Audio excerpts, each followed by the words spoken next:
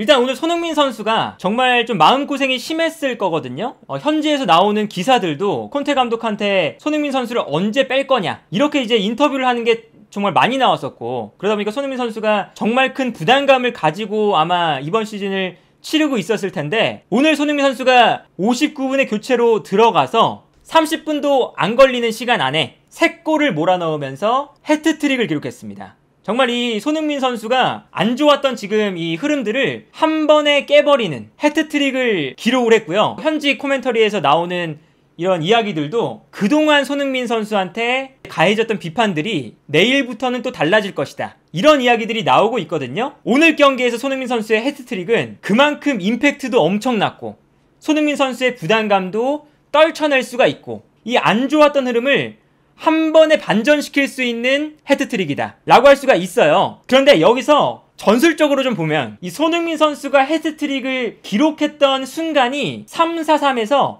3-5-2로 변환했던 순간입니다. 처음에 손흥민 선수가 오늘 교체로 들어왔을 때 원래 이제 토트넘이 사용하는 3-4-3 전형의 왼쪽 측면 공격수였는데, 여기서 10분 정도를 뛰고 70분쯤에 쿨루셉스키가 빠지고 비수마가 들어왔어요. 그러면서 자연스럽게 3-5-2 전형이 만들어졌죠. 여기서 이제 좋았던 건 뭐냐? 첫 번째는 손흥민과 로메로 두 명의 선수에게 로테이션을 이제 부여한 경기였는데, 체력적으로 충분히 좋은 상태로 후반전 막판을 치를 수가 있었다.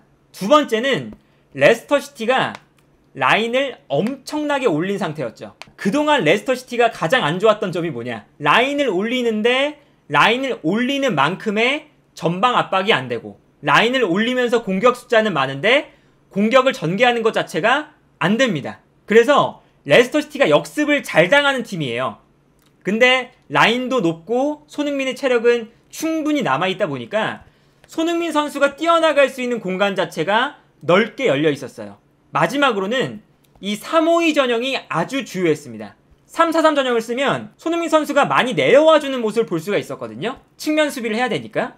그런데 오늘 이제 후반전에 3-5-2 전형으로 바꾸니까 손흥민 선수가 자연스럽게 조금 더 높은 위치에서 수비를 할 수가 있었고요. 여기서 레스터시티의 패스미스가 나오면 손흥민 선수가 조금 더 높은 위치에 머무르다가 수비 뒷공간으로 뛰어나갈 수가 있는 겁니다. 확실히 손흥민 선수가 3-4-3에서 뛸 때보다 훨씬 더 높은 위치에 있죠?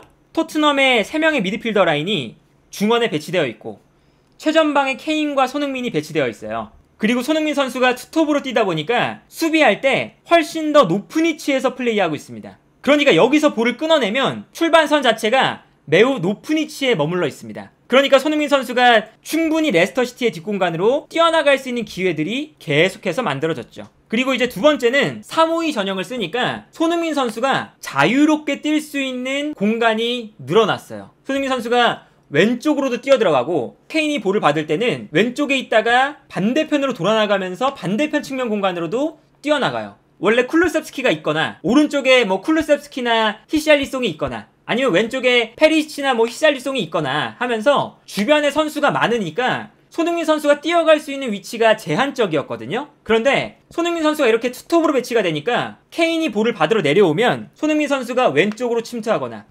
오른쪽으로 침투하거나 모두 다 발생을 하는 거예요.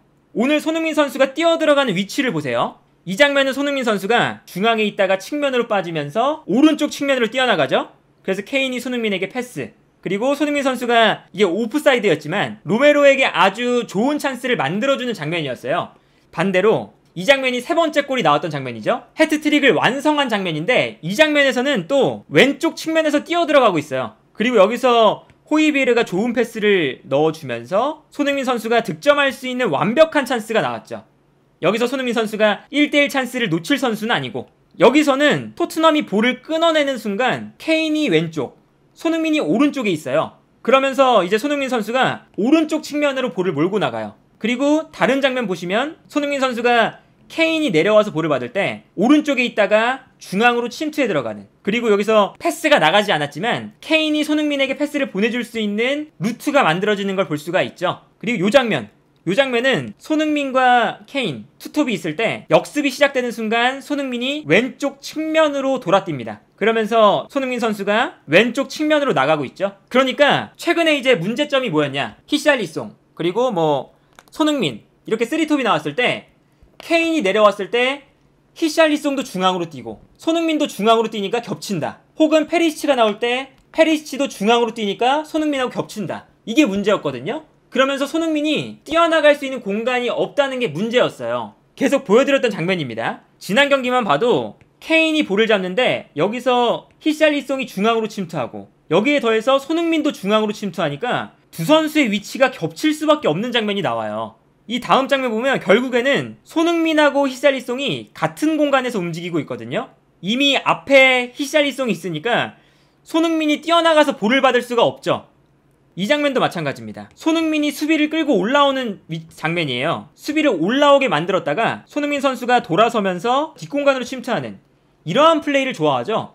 근데 여기서 측면에 있던 페리시치가 중앙으로 뛰어들어옵니다. 상대 수비수도 페리시치를 따라서 들어올 수밖에 없었죠.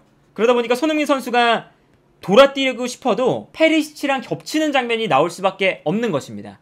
근데 오늘 경기는 3-5-2 포메이션으로 나오니까 케인이 내려와주면 뛰어나갈 수 있는 공간이 왼쪽, 오른쪽, 중앙 다 있는 거예요. 다만 물론 이제 3-5-2 전형을 계속해서 꾸준하게 가져가는 건 살짝 문제가 있을 수도 있어요. 분명히. 왜냐면 당연히 이 최전방 공격수의 숫자가 줄어드니까 이렇게 레스터시티가 라인을 높게 끌어올리는 이러한 전술이 아니라면 사실 이 3-5-2 전형이 안 통할 수도 있거든요. 그런데 확실한 건 3-4-3 전형을 썼을 때 반대편에서 히샬리송 그리고 왼쪽에서는 페리시치와 겹쳤던 지난 경기에서 당장 나왔던 문제들을 3-5-2 전형을 쓰니까 확실하게 해결이 되는 모습을 볼 수가 있었다. 이렇게 볼 수가 있거든요. 페리시치와 손흥민 선수의 동선도 안 겹칠 가능성이 높아요. 이렇게 되면. 왜냐면 페리시치는 당연히 왼쪽에서 뛰고 손흥민은 왼쪽으로 뛰어도 되고 오른쪽으로 뛰어도 되거든요. 이렇게 되면 페리시치의 크로스도 살리면서 손흥민의 공간 침투도 살릴 수 있는 가능성을 보여준 거죠. 왜냐면 3-5-2 전형을 사용했던 팀이 콘테 감독이 인터밀란을 맡았을 때 3-5-2 전형을 썼거든요. 그때 이제 라우타로가 왼쪽, 오른쪽에 루카쿠였어요. 물론 라우타로가 손흥민 선수와 스타일이 완전히 다른 선수지만 살짝 떨어져 있으니까 두 선수의 동선이 겹치는 장면이 전혀 안 나왔거든요. 그렇기 때문에 오히려 3-5-2 전형이 페리시치와 손흥민의 동선이 안 겹치는 방법이 될 수가 있다. 페리시치와 손흥민의 공존을 도와줄 수도 있다. 라는 점에서 오늘 이 3-5-2 전형에서 손흥민 선수가 몇 분 안 걸렸거든요. 클루세프스키가 나갔던 시간이 70분이니까 단 16분 만에 해트트릭을 기록한 거예요. 그러니까 이 3-5-2 전형이 한 가지 답을 제시해 준 거죠. 손흥민 선수가 사실 이 전술적으로 겹치는 동선이 겹친다는 게 문제가 많았잖아요. 물론 손흥민 선수의 컨디션 문제도 있었겠지만 이게 손흥민 선수의 앞으로의 활약에도 분명히 좋은 영향을 주지 않을까라는 생각이 들고요. 그래서 일단은 동선 정리가 필요하겠지만 3-5-2 전형이 매우 좋아 보인다.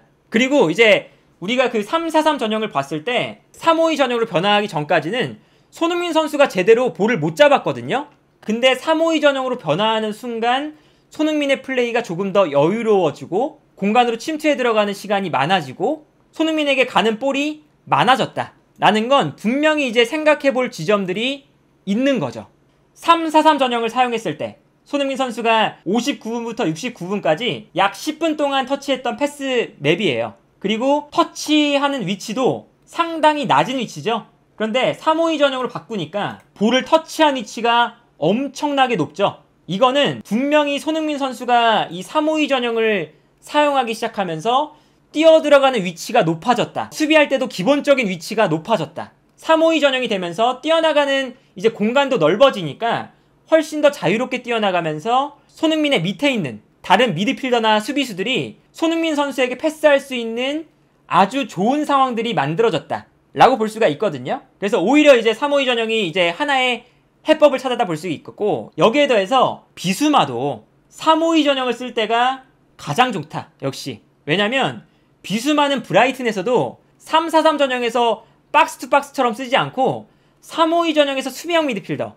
이 역할을 할 때 비수마가 지난 시즌 프리미어리그에서 가장 좋았던 수비형 미드필더 중에 한 명이었어요. 근데 오늘 비수마가 확실히 지난 경기들보다 3-5-2 전형의 수비형 미드필더로 나오니까 훨씬 더 좋았죠. 그러니까 이제 여러 가지 측면에서 3-5-2 전형이 매우 좋다. 그리고 또 하나 말씀드리면 페리시치가 오늘 경고를 받았거든요. 손흥민 선수가 득점하고 나서 받았습니다. 벤치에 있다가. 왜 받았냐? 손흥민 선수를 축하해주려고 벤치에서 나가서 필드 안으로 들어가서 축하해주다가 경고를 받았어요. 그러니까 너무 페리시치 때문에 손흥민이 죽는다. 페리시치가 뭐 손흥민 선수에게 의도적으로 패스를 안 한다. 뭐 요런 이제 이야기들을 이제 분명히 하거든요. 근데 절대 그런 거 아닙니다. 팀 동료로서 선수들은 같이 잘 지내요. 그러니까 뭐 페리시치가 의도적으로 손흥민한테 패스를 안 주네. 이런 건 정말 말도 안 되는 소리고 지금 토트넘이 해야 되는 건 손흥민과 페리시치의 동선을 잘 잡아주는 거예요. 위치가 겹치니까 이 위치가 겹치지 않게 만들어주는 게 토트넘에게 가장 시급한 문제입니다. 전반전 보면 페리시치의 발끝에서 나오는 세트피스가 분명히 위협적이죠? 그러니까 토트넘도 페리시치의 크로스를 버릴 수는 없어요. 밀집 수비를 상대할 때는 크로스가 아주 중요한 공격 루트거든요. 352 전용만으로는 이번 시즌을 훌륭하게 치를 수가 없어요. 분명히. 그러니까 페리시치의 크로스, 강점도 살리고 손흥민의 공간 침투, 그 강점도 살리고 여러 가지의 강점을 살려야 토트넘에게 좋습니다. 그러니까 손흥민 선수가 경기가 안 풀리다 보니까 조금 조급한 모습도 분명히 있었고 그러다 보니까 결정적인 찬스에서 미스도 많이 나오고 그랬었거든요. 그런데 이제 오늘 경기에서 이제 득점하는 장면을 보면 손흥민 선수의 킥 감각이 매우 돌아왔다. 오른발로 감아차는 중거리 슈팅. 아주 예술적인 슈팅이었고 두 번째 득점, 감차. 첫 번째 골과 두 번째 골. 두 골 모두가 손흥민 선수의 킥 능력이 여전하다라는 것을 보여주는 장면이었고 손흥민 선수의 클래스가 여전히 좋다는 것을 보여주는 장면이에요. 손흥민 선수가 정말 압도적인 기량으로 왼발 오른발 감아차기, 세 번째 헤트트릭 공간 침투, 자신이 가장 잘할 수 있는 플레이들을 하면서 득점을 만든 거거든요. 그리고 이제 경기가 끝나고 이제 한국으로 와서 A매치를 소화할 텐데 손흥민 선수의 컨디션이 사실은 좀 많이 문제였거든요. 우리 대표팀 입장에서도. 그런데 손흥민 선수가 이렇게 헤트트릭을 해버리면서 우리 대표팀에게도 뭐 정말로 기쁜 소식이 아닐 수가 없겠고 손흥민 선수의 활약을 이제부터 좀 기대를 해봐야 되지 않을까 싶고 손흥민 선수의 활약은 지금부터 시작이다 라고 볼 수가 있지 않을까 합니다.